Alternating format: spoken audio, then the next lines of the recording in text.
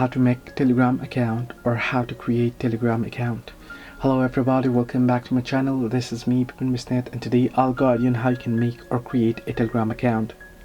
Well, the process itself is pretty simple and pretty easy, so let me guide you through. In order to make or create Telegram account is pretty simple.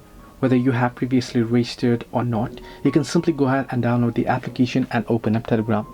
Here you should get an interface somewhat like this. Simply tap on start messaging right here.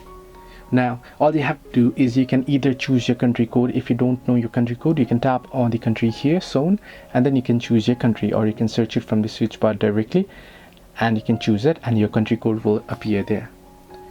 So once you do so, you can go ahead and enter in your phone number. Once you enter in your phone number, all you have to do is tap on next here on the arrow icon and it should give you the phone number verification. So you can see we are calling your phone. It'll either phone you or you can request an SMS in 2 minutes. So once you have received the call, you'll be able to log in easily. Now here I'm using a different phone number that's not on this particular phone, so I'm not getting the call right here.